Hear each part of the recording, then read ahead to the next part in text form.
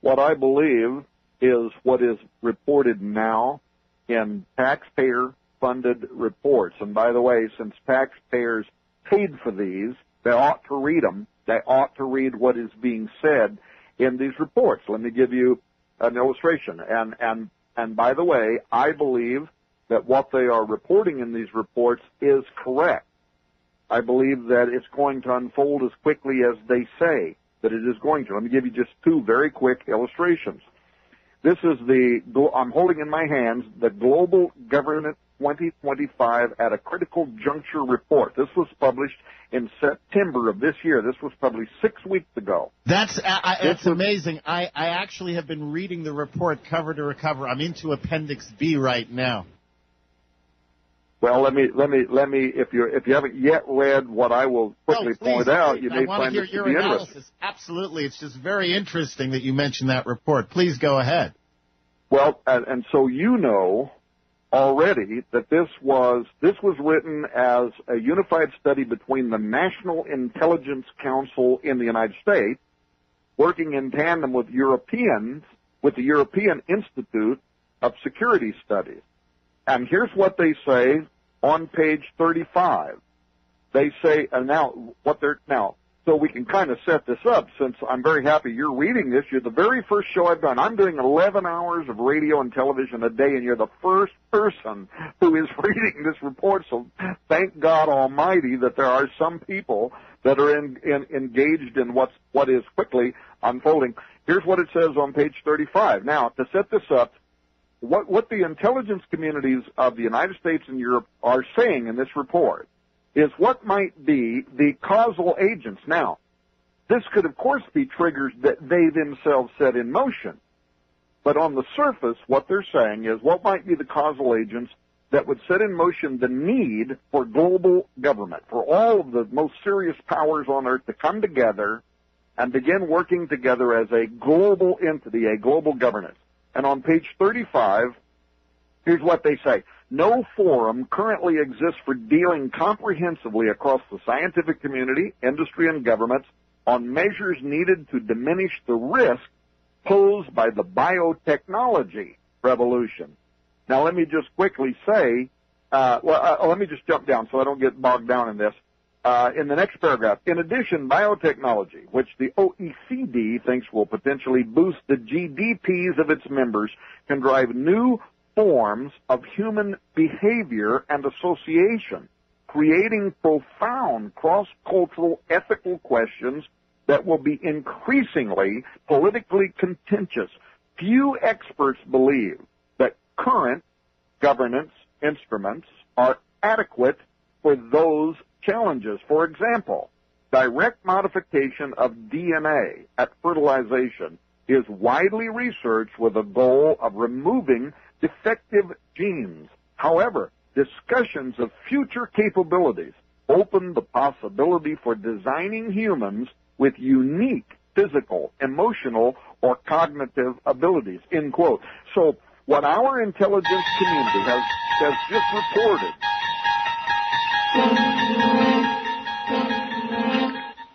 Sorry, I just couldn't resist. Well, hey, look, what our intelligence community, what the European intelligence community is saying, and this is just one of numerous government reports people can download and read for themselves. By the way, they can go to forbiddengate.com and download these reports, read them for themselves, so they know that what we're talking about on this show tonight is not some figment of our imagination. We're not sitting here with tinfoil caps sitting on our heads. This is the real deal. It's coming very soon, and our global intelligence communities are saying it is one of the triggers, if you will, that could set in motion the need for global government to try to deal with the fact that now we have enhanced humans that are representing a new kind of unprecedented lethal force against which the police communities of the world are not ready to handle. Does this sound like a setup? I'm telling you this. Understand, by the way, the passage you read is one of the passages I have highlighted for commenting when I get through the report. It's fascinating what you're coming up with right now. But I'm an avid science fiction novel reader. the late Dr. Isaac Asimov, prolific science fiction author and brilliant, brilliant man, he actually coined the term robotics and what's the other one? What they call the brain in Star Trek for the robot. I don't remember the term. But what I'm saying is much that used to be science fiction 100 years ago, 80 years ago, 70 years ago, today is science fact. And so a lot of the issues, the ethical issues, the moral issues, I've read all about them in these stories, in these fabricated, conceptualized futures of genetic engineering and manipulation of the DNA and all of that stuff. And I'll tell you, I don't think we're going to have anywhere near the time to discuss it. I'd love to bring you back to the show to have a discussion on those particular aspects of this. You know, when do people actually become artificial beings?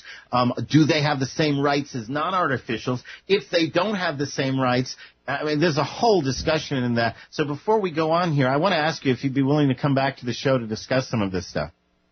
Well, I certainly would, but look, let's just cut to the chase on one question. When will they start becoming artificial beings? They already are in thousands of laboratories around the world. Anybody that reads the news can read about the human-animal chimera research that is happening in research laboratories around the world at the embryonic level. All of, you know, when Bush in his 2006 State of the Union address called for legislation to prohibit patenting transgenic animals, human-animal chimeras, and he put restrictions on stem cell sciences that Obama immediately overturned at the executive level when he came into office, that then allowed tax dollars to start flowing into stem cell sciences. But what most people don't realize is that almost entirely all of the stem cell sciences is based on using animal eggs and human DNA to create living chimeras.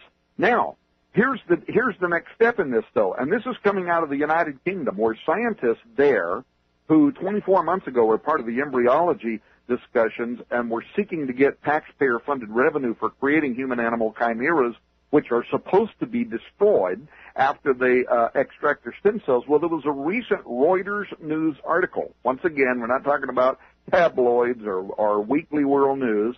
Reuters News interviewed these scientists. The name of the article, if somebody wants to Google it and read it for themselves, the name of the article was called "Scientists Want Debate on Animals with Human Genes." And the whole article starts out, a dog with human hands and feet, pigs with Down syndrome, or something like that, and goes on into the article. And what these scientists are now saying is they've been doing the research over the last 24 months. They are fully comfortable, the article says, with 50-50 human-animal integration, and now they want to know if the public will be comfortable with giving them tax revenue to continue there in the UK in this research to grow these things to full maturity. So now we're talking about like the movie Splice, and they want to know, and furthermore, they indicate in the interview with Reuters News that some of their colleagues already are. They're just not using, federal tax dollars. They're not using public funds. Well, they're not admitting private funds. But they're already raising these things to full maturity. Now, look, anybody with any common sense knows that this is a fact, that the government and the private military laboratories, the SAPOC budgets, the dark budgets, are always at least 20 years in advance of anything like this that we're reading in the public. So I think, frankly, this technology is highly advanced. And furthermore, I'd say this.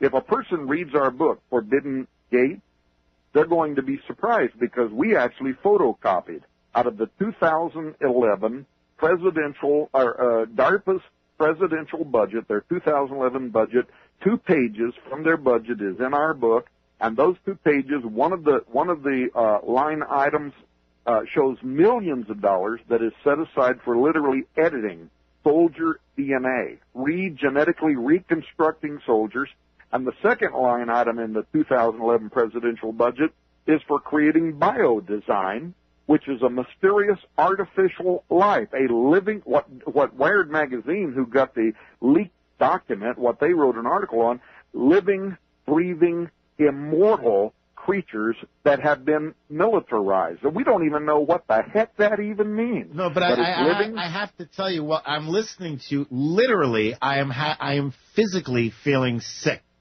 My stomach is churning. You know, I could feel the bile in there. I want to go over to the bathroom and puke as I listen to this. And then it's almost like, to add the injury to injury, okay, it's your tax dollars that are funding all of this. I mean, even if it was private money, I would be somewhat sick that we are doing this to our own race, our own species, and it's somehow spitting in the face of God. But well, hey, listen, and this is why I put out an open letter to Christian leaders on biotechnology and the future of man. It went across the wire. It was picked up by Wired magazine and published. It was published at, I think, WorldNet Daily and News with Views and a bunch of other places. That was what caused Patrick Lamb, who is the co-author of the new United States National Science Foundation report, Ethics of Human Enhancement, 25 Questions and Answers. That's what caused him to go to ballistic at the IEET, because he did not like the fact that I was telling conservatives, you better read this report, because these people right now, they're writing the grants, they're getting the grant applications processed, and they are the ones who right now are establishing the guidelines by which you and your children and your grandchildren are going to live with regards to public policy concerning human enhancement. Okay, he attacked me. He said, we don't mind people who are of a religious mindset to get involved, especially if they support transhumanism, but we don't want theists who believe in a personal God. We don't want them involved in this discussion. And this is the co-author of a publicly funded national science report. And I said, well, pardon me, I'm a taxpayer. I am going to get involved in this discussion, whether you like it or not. Okay, here's the opening line to the NSF report that the listeners to this show, if they're Americans, they paid for. Here's the opening line. It is not just the world around us that we desire to change.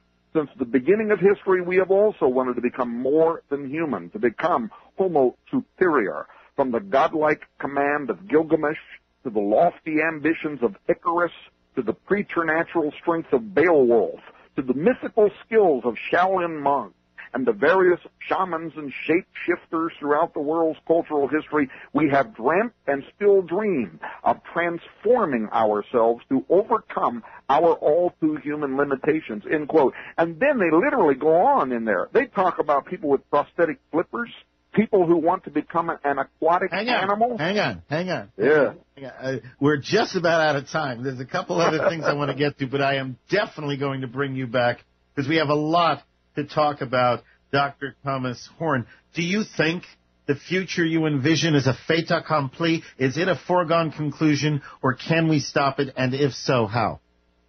I think the only hope is that people get involved. I've always believed in the people. I always believe, look, I am a conservative libertarian. I believe in the power of the people. I'm an old hippie. I grew up during the hippie movement, and I saw hippies, before they ever even had. They didn't have the technology we have today. They didn't have the internet. They didn't even have cell phones. But they started writing their songs. They wound up at Woodstock, and they were griping about the war. They changed the world. They changed politics, and pretty soon the politicians who at first were mowing them down with water cannons in front of the White House were marching in their marches. Well, you know what? I think that's the key. We have got to get people aware of what's going on, make them aware of it, let them get involved in the discussion, and that's the power that can change this. How do they find out more about your work and the work you're doing to get this information out?